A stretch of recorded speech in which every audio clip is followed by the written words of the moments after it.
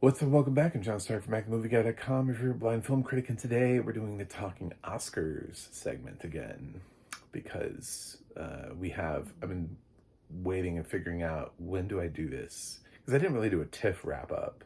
I was covering, I was doing coverage of the reviews that were coming in, but then too many movies were coming in, and Tiffin, we had Venice and then Telluride and TIFF, and trying to figure out all those things at the same time was a bit much. So these are my updated Oscar predictions for right now, based on where we're at in the race. So let's go. Where do we stand in the race? So at number one, because I was never like a Sinners person, uh, I did have sentimental value at number one. I'm going to go with Hamnet right now because the overwhelming response to Hamnet is that they've been touched by God. If you watch some of these people who have seen Hamnet, it's a lot of like grown men crying in theaters type of movie.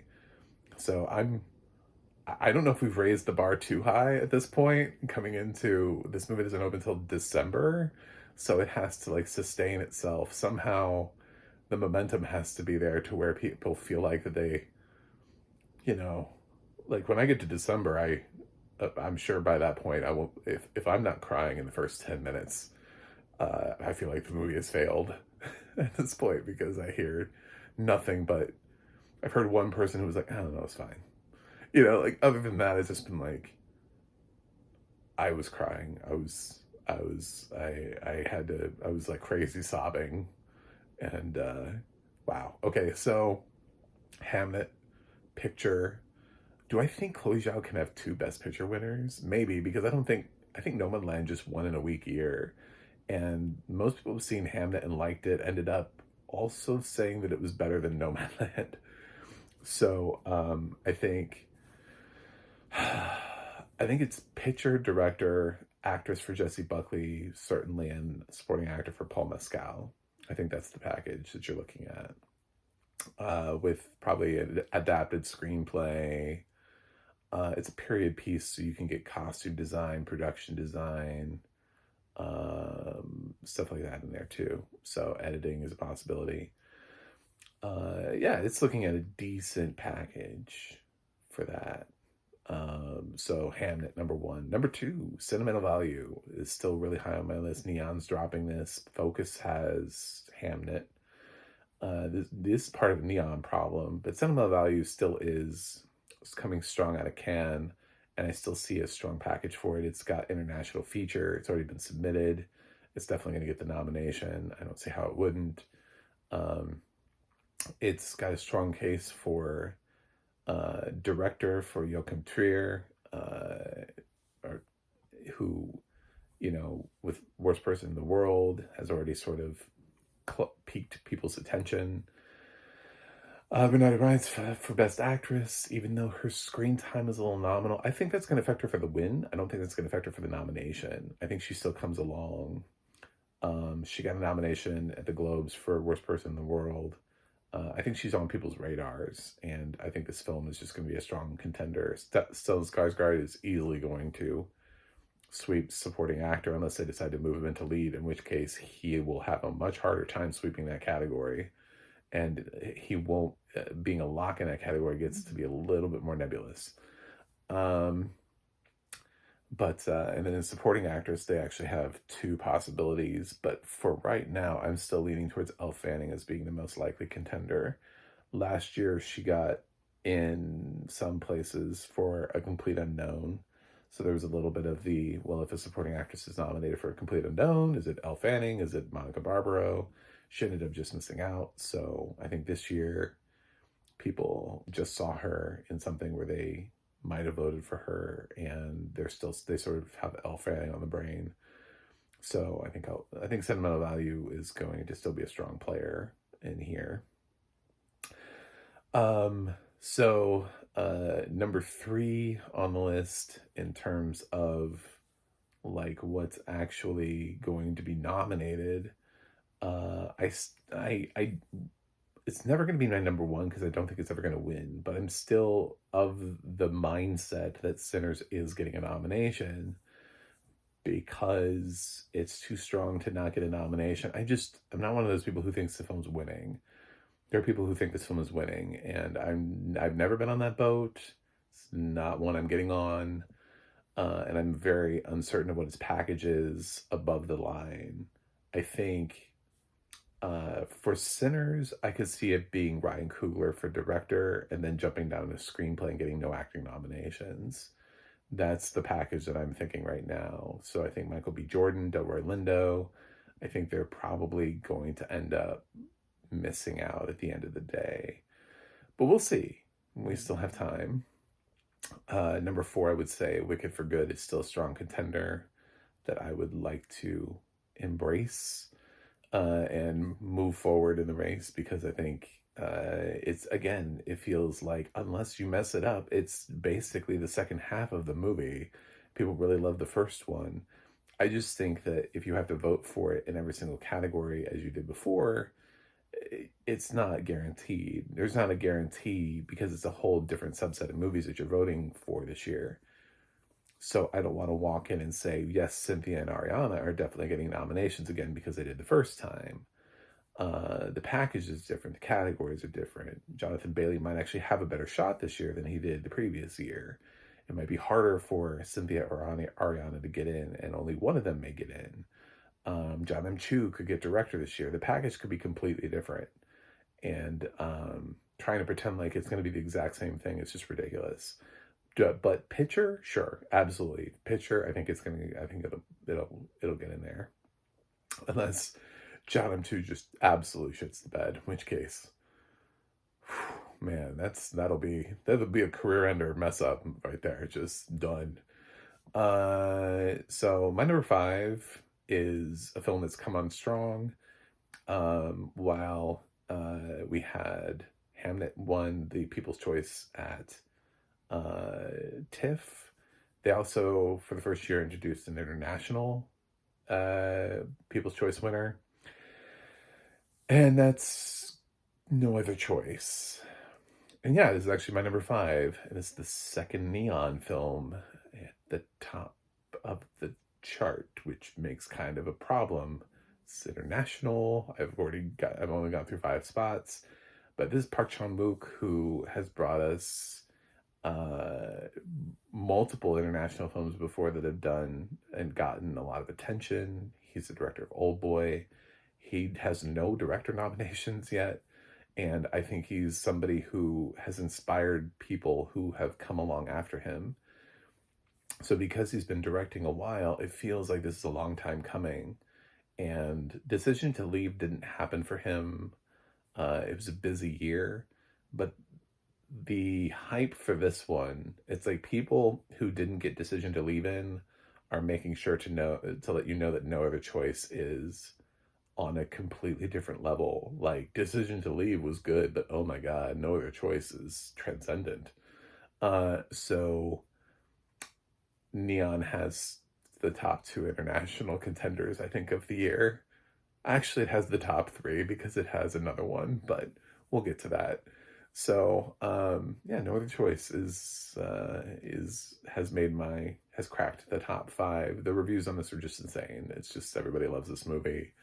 And the crowd waiting for it at TIFF was apparently huge, and it was hard to get into a screening and all that kind of stuff. So I believe in this film. So this film has kind of cracked into my list. So what's in the bottom 5?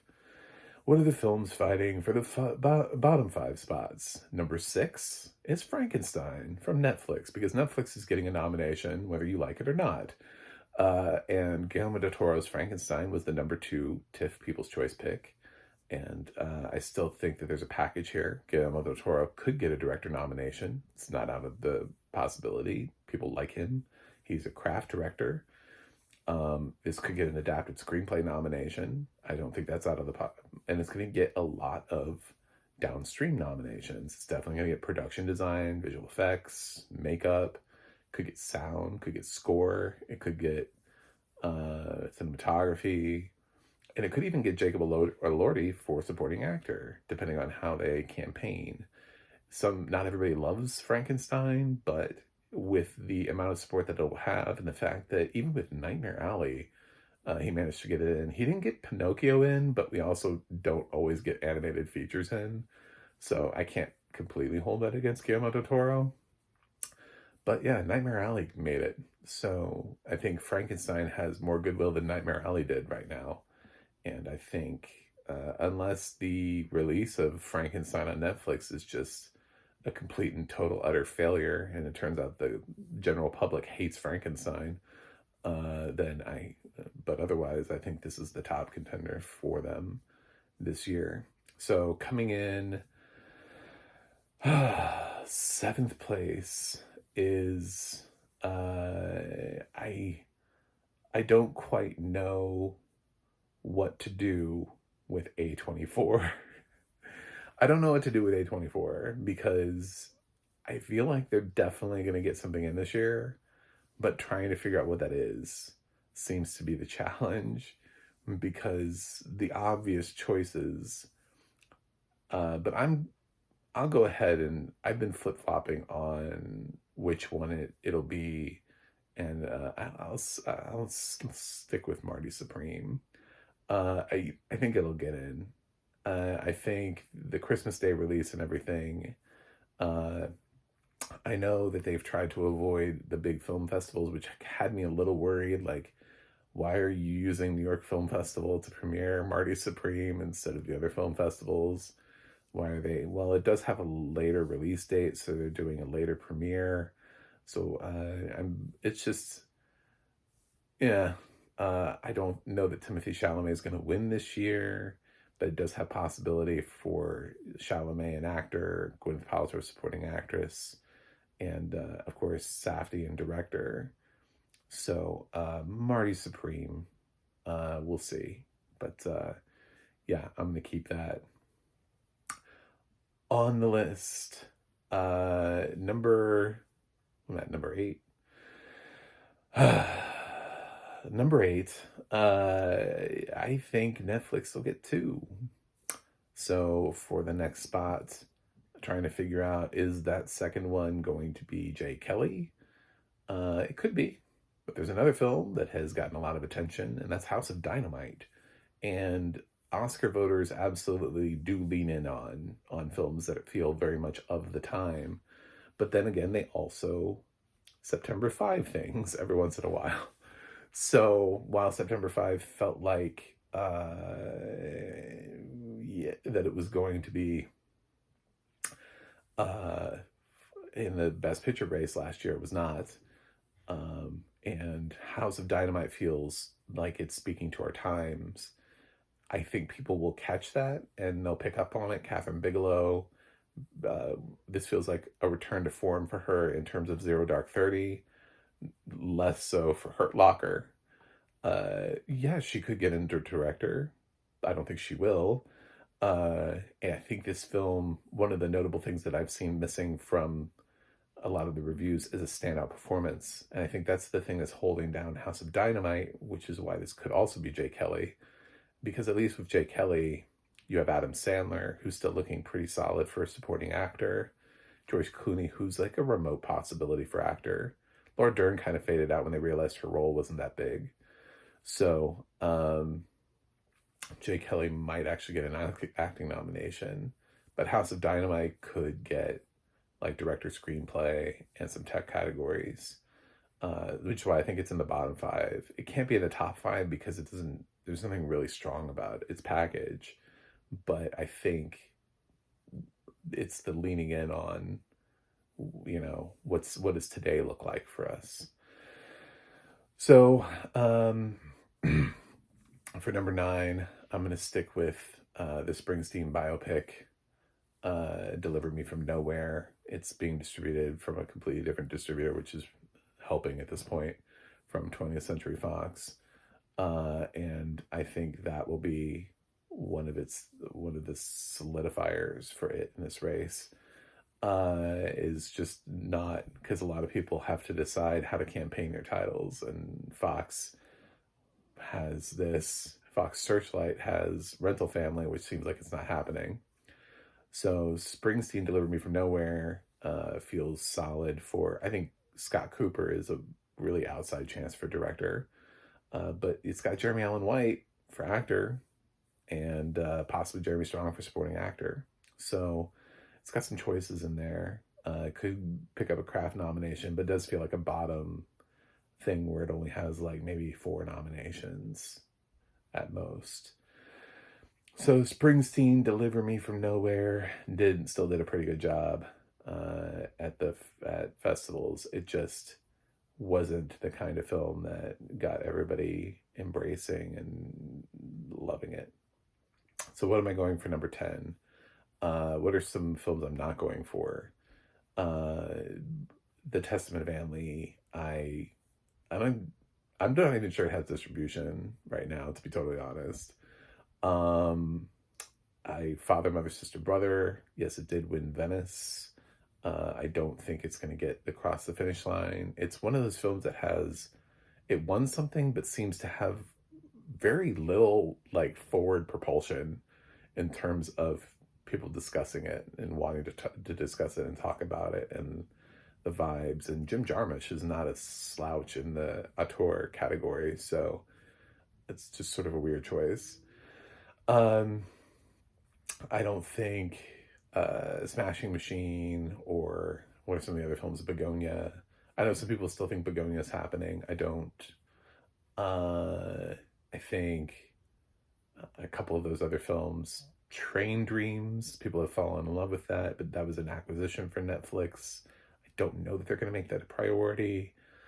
Um, I think it was just an accident has a problem with the fact that no studio has ever gotten into three things. So if I pick it was just an accident, which seems to have a little bit less right now happening for it than the other 2 Neon films. That's 3 Neon films. That's also 3 international Neon films, which is weird.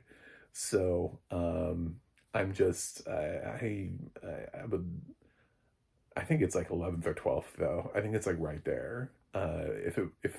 If Neon wasn't too crowded, maybe. But I think they also have Secret Agent, which is again possibly like an actor for Wagner Moura. So Neon acquired a lot of stuff and has an embarrassment of riches.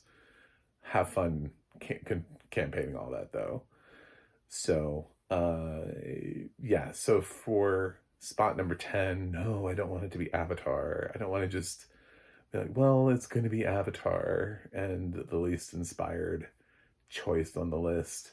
I am still intrigued by the New York premiere of Is This Thing On? Because Bradley Cooper, maybe we're discounting that, maybe it could get in there. But then again, I was also saying the same thing about like, well, maybe Ballad of the Small Player, but then, because Edward Berger has gone 2 for 2 so far. And then people don't really like the movie, but they love Colin Farrell. So it seems like there are a lot of possibilities that are there, but maybe aren't really there. Apple doesn't really have anything. It just seems like The Lost Bus hit, and it was like, well, that was fine. I liked that. You don't really hear a lot of beating down the door to make sure that you check out The Lost Bus. And so After the Hunt, yeah, that didn't get great reviews. Julia Roberts could still get in, but that's about as far as that movie's going to go. So every film that's kind of dropped thus far has kind of left itself wondering. And I know some people are gonna say Wake Up Dead Man because they didn't learn their lesson with Glass Onion. That's a screenplay nomination. Hell, if Glenn Close got a supporting actress nomination, that would be amazing, but unlikely. So with all of those out, and obviously not Rental Family, then what the hell is left? Weapons? Some people are projecting Weapons. That's a fun nomination. It could get picture and supporting actress. Um, that's interesting. It's a hot take. Um, I think that's certainly something we could discuss at a saner date. Uh, but yeah, I think when you break it down, everything that's in there, and the lack of the studios and who has what in and where and what's getting picked up from which film festival. I think for the last spot, because nothing really matters anymore, uh, I am going to go ahead and slot Jay Kelly and give Netflix 3 spots. But that is incredibly temporary because uh, I think I could do the same thing for Neon, but that would also put 3 international films, which we haven't done yet. So when I was talking about it being like 11th or 12th, I'm between like Jay Kelly and it was just an accident, sort of for that last spot. I think between those films is where we're at. I think the 10th place film will reveal itself at New York Film Festival. I think we're looking at something coming in and saying, hold my beer. And then coming in, crashing in. Could it be Emanite? Maybe, but I think it's going to be something that comes into the New York Film Festival. And much like Marty Supreme. And it's just like, hey, we waited. I'm glad you guys had your other festivals, but we've been waiting for this. And hold my beer. So it could be Emanite. Um, so that's that. But a lot of trepidation. I know that doesn't help you a lot, but I feel pretty solid about the other ones. Basically, I just had to get rid of Rental Family, which sucks for Fox Searchlight because they're out. But Sony Pictures Classics, like what do they have this year? Where are they at? Anyway,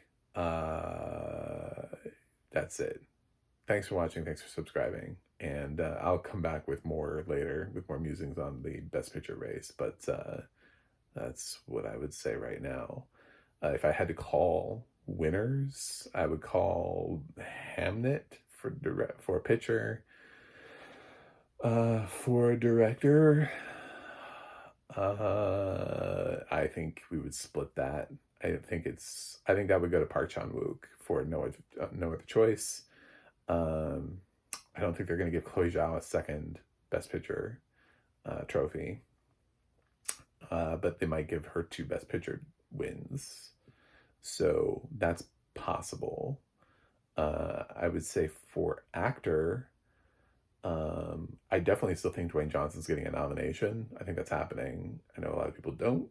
I do. As far as The Wind, I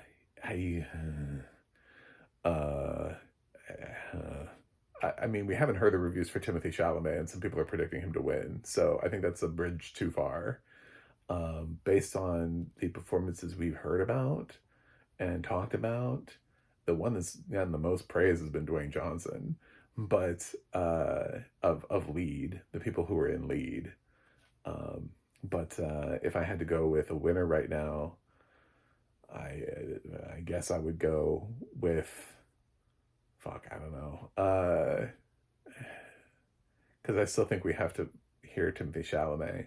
I'm going to go bold and say Colin Farrell for Ballad of a Small Player. I've heard he's really good in that. And if he gets into Best Actor race, I wonder if he can win off of sole nomination for Best Actor. That would be weird. But he didn't win for Banshees of Inisherin. And I wonder if he can pick up a trophy for Ballad of a Small Player. So I'll just go big or go home. For actress, I think that's going to Jessie Buckley. Supporting actor, I think, is going to Stellan Skarsgård. And supporting actress, a little bit wider open. And this race is going nowhere fast. And anybody could come up. But I didn't discuss One Battle After Another. So One Battle After Another, I left out because of box office, because the film is too expensive, and that's a problem. And it's got a weird release date, and if it doesn't make enough money, and it gets that box office failure sort of thing attached to it, it could have a hard time staying in the race, even though people love it. Even though that's the other film I was thinking about for top 10. I was between like Jay Kelly, which doesn't have the same metric. I totally forgot to explain that. The same metric as One Battle After Another, because nobody cares what the box office is for Jay Kelly. It's just Netflix. So, but One Battle After Another is about to have a huge release. And if it opens to what it's currently tracking to open to, that'll be a disappointing box office. Plus, it's Warner and they already have Sinners. So, I don't know. It could be the 10th film. It could be the Best Picture winner. It could be all over the map. But if that film opens $10 million at the box office as a Leonardo DiCaprio winner, that's tough. But yeah. So anyway, for supporting actress, I guess I would go with Elle Fanning and just think sentimental value is going to give two wins. I'm One Battle After Another is such a wild card for me right now. If audiences ignore it, I think it'll have a harder time getting the nominations it needs to get. That's why I said I think the 10th film is going to reveal itself at New York Film Festival, and it won't be Jay Kelly. It'll be something like Emma Knight or something. Anyway, uh, like people had kind of counted out Hamnet until people started watching it. Nobody was really talking about it at the level at which, and then they saw it and they're like, oh my God. So anyway, thanks for watching. I'll see you guys on the other side.